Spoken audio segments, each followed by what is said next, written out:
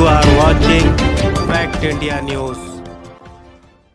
Fact India में आप तमाम का स्वागत है।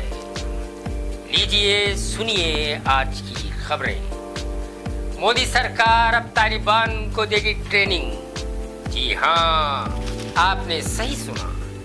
कल तक जो मोदी सरकार तालिबान को आतंकवादी संगठन कहता था, आज वही मोदी सरकार ने तालिबान के 2 दर्जन से ज्यादा जवानों को ट्रेनिंग दे चुका है। तालिबान के सत्ता पर काबिज होने के बाद भारत और अफगानिस्तान के रिश्ते एक बार फिर सुधरने लगे हैं। जानकारी के अनुसार भारत अफगान राजनयिकों को ऑनलाइन प्रशिक्षण प्रदान करेगा। एक ऐसा कदम जिसने नई दिल्ली और तालिबान शासित देश के बीच संबंधों के निर्माण का संकेत दिया।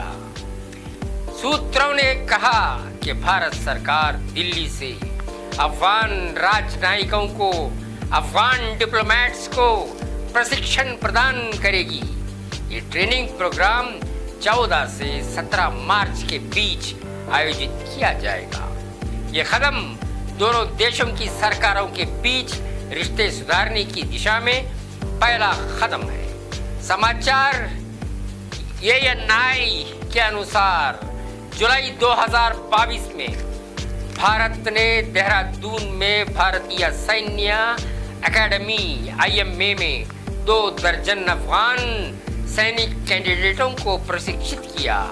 वहीं इस महीने की शुरुआत में भारत और अन्य एशियाई देशों ने अफगानिस्तान को 20,000 मैट्रिक टन गेहूं की एक नई खेप की घोषणा की, जिसे ईरान में चाबहार बंदरगाह, चाबहार पोर्ट के माध्यम से भेजा जाएगा। सवाल ये उठता है कि आखिर क्यों मोदी सरकार तालिबान पर इतनी मेहरबान हो रही है? क्या मोदी सरकार का इसके पीछे कोई प्लान है? आदत से मजबूत भाजपा के नेता ने फिर उगला जहर। कर्नाटक में भाजपा के एक विधायक ने अज़ान को लेकर विवादित टिप्पणी की है। उन्होंने कहा कि मैं जहां भी जाता हूं, अज़ान मेरे लिए सिर दर्द बन गई है।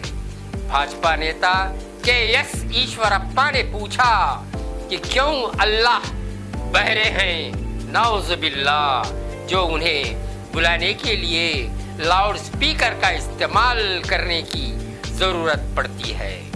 भाजपा नेता के इस बयान के बाद एक बार फिर अज़ान को लेकर सियासी घमासान मचने की संभावना है। दरअसल भाजपा नेता ईश्वरप्पा एक जनसभा को संबोधित कर रहे थे, तभी पास की एक मस्जिद से अज़ान की आवाज सुनते ही वो गुस्से में आ जाते हैं। ईश्वरप्पा कहते हैं कि मैं जहां भी जाता हूं, ये अज़ान मेरा सिर दर्द कर देती है। उन्होंने कहा तो कल अज़ान खत्म हो जाएगी, क्योंकि सुप्रीम कोर्ट का फैसला आने वाला है। भाजपा नेता ने आगे सवाल किया कि क्या अज़ान के दौरान लाउड स्पीकर का इस्तेमाल करने पर ही अल्लाह नमाज सुनेगा? उन्होंने कहा कि मंदिरों में लड़कियां और महिलाएं प्रार्थना और भजन करती हैं। हम धार्मिक हैं, लेकिन हम लाउड स्पीकर का इस्तेमाल नहीं करते हैं। अगर आपको लाउड स्पीकर से नमाज अदा करनी है तो इसका मतलब है कि अल्लाह बहरे हैं। उप मुख्यमंत्री रह चुके ईश्वरप्पा पहले भी कई बार विवादों में रह चुके हैं। इसमें पहले भाजपा नेता टिप्पू सुल्तान को मुस्लिम गुंडा कहकर संबोधित कर चुके हैं। बता दें कि पिछले साल एक ठेकेदार की खुदकशी के बाद ईश्वरप्पा को मंत्री पद छोड़ना पड़ा था। ईश्वरप्पा पर पुलिस ने मामला भी दर्ज किया था, क्योंकि ठेकेदार ने सुसाइड नोट में मृत्यु के लिए उन्हें पूरी तरह से जिम्मेदार होने का आरोप लगाया था। अब सुनिए इनकम टैक्स के बारे में। आय से अधिक संपत्ति के मामले में अखिलेश और प्रतीक यादव को सुप्रीम कोर्ट से बड़ी राहत। अप्रैल 2019 में उत्तर प्रदेश के पूर्व मुख्यमंत्री मुलायम सिंह यादव, उनके बेटे अखिलेश यादव, प्रतीक यादव को राहत देते हुए सीबीआई ने सुप्रीम कोर्ट से कहा था कि उनके खिलाफ आय से अधिक संपत्ति के आरोपों को साबित नहीं किया जा सकता। उत्तर प्रदेश के पूर्व मुख्यमंत्री अखिलेश यादव और उनके भाई प्रतीक यादव के खिलाफ आय से अधिक संपत्ति मामले की सुनवाई सुप्रीम कोर्ट ने बंद कर दी है। सीबीआई की 2013 की क्लोजर रिपोर्ट को सुप्रीम कोर्ट ने मंजूर दे दी है और क्लोजर रिपोर्ट के खिलाफ याचिका खारिज कर दी है। सीबीआई के केस को बंद करने के खिलाफ कांग्रेसी नेता विश्वनाथ चतुर्वेदी की याचिका को कोर्ट ने खारिज किया है। सुप्रीम कोर्ट ने कहा कि सीबीआई पहले ही 7 अगस्त 2013 को मामले की जांच बंद कर चुकी है, इसलिए अब इस याचिका में कोई मेरिट नहीं बचा है। बता दें, 5 दिसंबर 2022 को सुप्रीम कोर्ट ने मामला बंद करने से इनकार किया था। सुप्रीम कोर्ट ने कहा कि वो ये तय करेगा कि मामले की सुनवाई को बंद किया जाए या नहीं। पिछली सुनवाई के दौरान यादव परिवार की ओर से कपिल सिब्बल ने मामले की सुनवाई बंद करने की मांग की थी। उन्होंने कहा कि 2019 में सीबीआई हलफनामा दाखिल कर कह चुके हैं कि केस की जांच को बंद कर चुकी है, अब मामले में कुछ नहीं बचा है। वही याचिकाकर्ता कांग्रेस नेता विश्वनाथ चतुर्वेदी ने इसका विरोध किया और कहा था कि ये सीबीआई मैनुअल के खिलाफ है। CJIDY चंद्रचूड़ ने कहा था कि मुलायम सिंह दुनिया में नहीं रहे, लेकिन परिवार के दूसरे सदस्यों पर भी मामला है। हम बाद में मामले की सुनवाई करेंगे। राहुल गांधी के लंदन में दिए बयान पर संसद में हंगामा। राजनाथ सिंह बोले, माफी मांगे राहुल। रक्षा मंत्री राजनाथ सिंह ने कहा कि इसी सदन के सदस्य राहुल गांधी ने लंदन में भारत का अपमान किया। मैं मांग करता हूं कि उनके बयानों की इस सदन के सभी सदस्यों द्वारा निंदा की जानी चाहिए। लंदन में दिए बयान पर संसद में खूब हंगामा हुआ और इस दौरान लोकसभा में रक्षा मंत्री राजनाथ सिंह ने कहा कि इसी सदन के सदस्य राहुल गांधी ने लंदन में भारत का अपमान किया। मैं मांग करता हूं कि उनके बयानों की इस सदन के सभी सदस्यों द्वारा निंदा की जानी चाहिए और उन्हें सदन के सामने माफी मांगने के लिए कहा जाना चाहिए। वही राज्यसभा में सदन के नेता पीयूष गोयल ने भी राहुल गांधी पर निशाना साधा।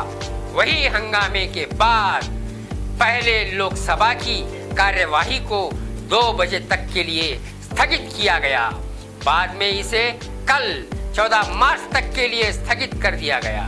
केंद्रीय मंत्री अर्जुन राम मेघवाल ने इस मामले पर कहा कि लोकसभा में राहुल गांधी को जितना समय दिया गया था उससे ज्यादा समय फिर कैसे बोलते हैं कि उन्हें बोलने का अवसर नहीं दिया जाता। उन्होंने भारत के बाहर भारत का कितना अपमान किया। उन्होंने भारत के लोकतंत्र को बचाने के लिए दूसरे देश से हस्तक्षेप करने का अनुरोध किया। ये भारत के लोकतंत्र का और संसद का अपमान है। वो झूठ बोलकर इस देश का अपमान क्यों कर रहे हैं? केंद्रीय मंत्री गिरिराज सिंह ने कहा कि कोई व्यक्ति जब देश के बाहर प्रधानमंत्री को अपमानित करता है तो वो देश को अपमानित करता है। जो लोकसभा में घंटों तक वक्तव्य दें और विदेश में जाकर कहें कि लोगों को बोलने नहीं दिया जाता, इस पर लोकसभा अध्यक्ष को कार्रवाई करनी चाहिए। मोदी तानाशाह जैसे सरकार चला रहे। बीजेपी लोकतंत्र बचाने की बात करती है, कांग्रेस अध्यक्ष खड़गे का कहना। कांग्रेस नेता राहुल गांधी पर देश का अपमान, लोकतंत्र का अपमान और संसद का अपमान कर रहे जैसे बीजेपी सांसदों के आरोपों पर पार्टी अध्यक्ष मल्लिकार्जुन खड़गे ने जवाब दिया है। उन्होंने पीएम मोदी पर तानाशाह जैसे सरकार चलाने का आरोप लगाया। कांग्रेस नेता राहुल गांधी के कैम्ब्रिज स्पीच पर बजट सत्र के दूसरे चरण में आज सोमवार को संसद में खूब हंगामा हुआ। एक तरफ सत्ता दल के सांसदों ने राहुल से सदन में आकर माफी मांगने को कहा, तो वहीं दूसरे कांग्रेस सांसदों ने भी बीजेपी सांसदों का जवाब दिया। कांग्रेस अध्यक्ष मल्लिकार्जुन खड़गे ने यहां तक कह दिया कि प्रधानमंत्री नरेंद्र मोदी तानाशाह की तरह सरकार चला रहे हैं और बीजेपी लोकतंत्र और देश के गैरत को बचाने की बात कर रहे हैं। कांग्रेस अध्यक्ष मल्लिकार्जुन खड़गे ने राहुल गांधी के लोकतंत्र पर दिए गए बयान का मुद्दा बीजेपी द्वारा संसद में उठाए जाने पर संसद के बाहर मीडिया से कहा कि लोकतंत्र को कुचलने, बर्बाद करने वाले लोकतंत्र बचाने की बात कर रहे हैं। खड़गे ने कहा कि लोकतंत्र के बारे में जो राहुल गांधी ने वहां के कॉलेजों में कहा था, उनके भाषण को अपने ढंग से पेश करने का काम मोदी सरकार ने किया है। मोदी सरकार खुद लोकतंत्र को यहाँ कुचल रही है। H1N2 इन्फ्लुएंजा वायरस के मामले देश में लगातार बढ़ रहे हैं, जिसकी वजह से केंद्रीय सरकार ने सावधानी बरतने की सलाह देते हुए ये भी कहा कि घबराने की जरूरत नहीं है। 1 मार्च को कर्नाटक के रहने वाले हीरे गौड़ा की H3N2 इन्फ्लुएंजा सब टाइप से मौत हो गई। वो पहले से डायबिटीज और ब्लड प्रेशर से जूझ रहे थे। वहीं हरियाणा में 56 वर्षीय शख्स की मौत भी इसी इन्फ्लुएंजा के कारण हुई। वो फेफड़ों के कैंसर से भी पीड़ित थे। इस साल जनवरी से लेकर मार्च के शुरुआती दिनों तक H3N2 के करीब 5000 से ज्यादा मामले रिपोर्ट किए गए हैं। सीजनल इन्फ्लुएंजा वायरस 4 तरह का होता है, A, B, C और D, जिनमें से इन्फ्लुएंजा वायरस A और B फ्लू के मौसमी संक्रमण का कारण बनते हैं। ये शासन से जुड़ी बीमारी की वजह बनते हैं जो हर साल होते हैं। इन्फ्लुएंजा ए का सब टाइप H1N1 जिसे स्वाइन फ्लू भी कहा जाता है और H3N2 गंभीर बीमारी का कारण बन सकते हैं। एक्सपर्ट्स का कहना है कि जिन लोगों की उम्र 50 से ऊपर है और जिनकी उम्र 15 साल से कम है, उनका इस वायरस की चपेट में आना आसान है। साथ ही वायु प्रदूषण संक्रमण को और खतरनाक बना देता है। सिर्फ इन्फ्लुएंजा टाइप ए वायरस ही अभी तक महामारी का कारण बना है। H3N2 सब टाइप H2N2 वायरस से ही विकसित हुआ है, जो साल 1968 और 1969 में हांगकांग में महामारी की वजह बना था। उसके बाद H3N2 इन्फ्लुएंजा में तेजी से बदलाव हुए हैं और कोविड महामारी को छोड़ दिया जाए तो ये फ्लू के मौसम में डोमिनेट रहता है। इन्फ्लुएंजा बी वायरस के 2 लीनियर्स हैं। बी विक्टोरिया वायरस कोविड जो पहली बार 2019 में आया, से H3N2 बिल्कुल अलग है, क्योंकि ये सदियों से रहा है।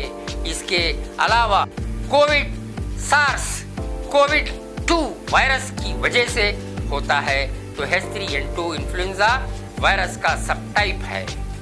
दिल्ली में वृद्धि लागू होने के बाद कितना हो गया है?